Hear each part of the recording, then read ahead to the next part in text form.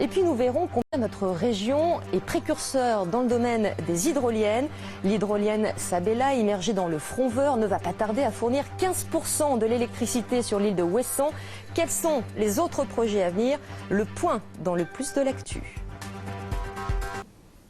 C'est un nouveau pan de notre histoire énergétique française qui s'écrit avec les hydroliennes. L'exemple concret du moment est en Bretagne, c'est l'hydrolienne Sabella des 10, souvenez-vous. Elle a été immergée fin juin près de l'île de Ouessant dans le puissant courant du Fromveur. Puis la semaine dernière, elle a été raccordée à l'île pour commencer à produire ses premiers kilowattheures. Retour d'abord sur cette aventure avec Muriel Le Morvan et Sarah Bencherifa. Prolongement ensuite dans le plus de l'actu. Ce 25 juin dernier, c'est un peu une aube nouvelle dans le domaine des énergies marines renouvelables. La PME finistérienne Sabella immerge son hydrolienne de 10 mètres de diamètre, d'1 mégawatt de puissance, par 55 mètres de fond entre Molène et Ouessant. C'est la première machine française destinée à être raccordée au réseau, en l'occurrence à Ouessant, dont elle fournira 15% de l'électricité, environ 200 foyers. Pour Jean-François Daviou, le papa de Sabella, c'est un grand jour. On est vraiment le tout petit poussé parmi des grands noms.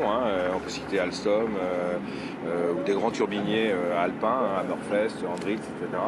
Donc on est vraiment une toute petite entreprise dans un club très grand. Avec d'autres budgets, on ne joue pas tout à fait dans la même cour, mais finalement on arrive au même type de machine. Que d'énergie déployée depuis la maquette imaginée il y a 15 ans par Hervé Majastre, l'autre papa de Sabella. En 2008, un prototype de 3 mètres de diamètre est immergé dans l'Audet. À force d'acharnement, la PME quimpéroise réussit à convaincre les politiques, l'ADEME et quelques investisseurs privés.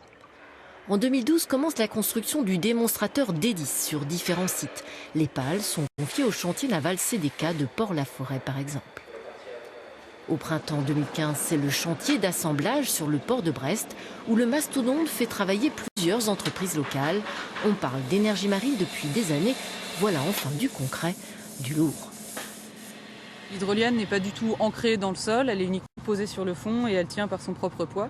Donc en tout, l'embase va faire de 250-300 tonnes et donc la machine en tout fera une 400 tonnes à peu près. Le câble sous-marin est posé, l'hydrolienne immergée reste à les raccorder. Une opération délicate qui nécessite de faibles coefficients de marée et un temps calme. Après 2 tentatives vaines, les mortes eaux de la mi-septembre furent les bonnes. Sabella D10 tourne et produit. Là, on est en phase de mise en service de l'hydrolienne. Donc il y a déjà des kilowattheures qui sortent de la machine. Et là, on est en phase de montée en puissance. Et on devrait atteindre le fonctionnement nominal de la machine à l'horizon de fin de semaine, début de semaine prochaine.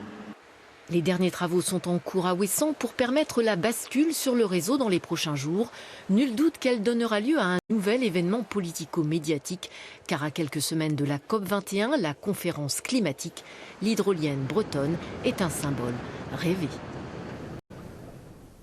Voilà, et retrouvons Muriel Le Morvan en direct de Brest pour ce plus de l'actu. Bonsoir Muriel. Cette hydrolienne que l'on vient de voir au large de Ouessant, ce n'est en fait qu'une première étape pour l'entreprise Sabella. Oui, parce qu'après ce premier essai d'1 an, Sabella espère avoir l'autorisation de l'État pour installer avant la fin de la décennie 2 ou 3 machines 2 fois plus puissantes pour produire 70% de l'électricité de l'île d'Ouessant. À plus long terme, en installant plus de machines, l'énergie pourrait être renvoyée sur le continent, car le Fromveur, c'est l'un des 2 plus grands sites de fort courant marin en France. Mais c'est le marché des îles isolées que Sabella vise à l'international. Alors Muriel, outre les projets de Sabella, quels sont les autres projets pour la Bretagne et plus largement pour la France ? Alors la PME quimpéroise fait figure de pionnière face aux grands énergéticiens. EDF et DCNS ont acheté une machine irlandaise, Open Hydro, qu'elles ont essayée sur le site expérimental entre Paimpol et l'île de Bréhat.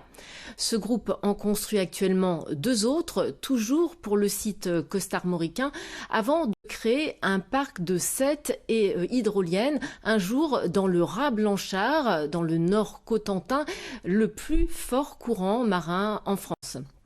Mais alors que Sabella a fait le choix d'une production 100% française, les hydroliennes d'EDF DCNS sont en partie construites au Royaume-Uni, en Pologne et en République tchèque, l'assemblage étant réalisé à Cherbourg et à Brest. Muriel Le Morvan, en direct de nos bureaux à Brest. Merci Muriel pour cet éclairage.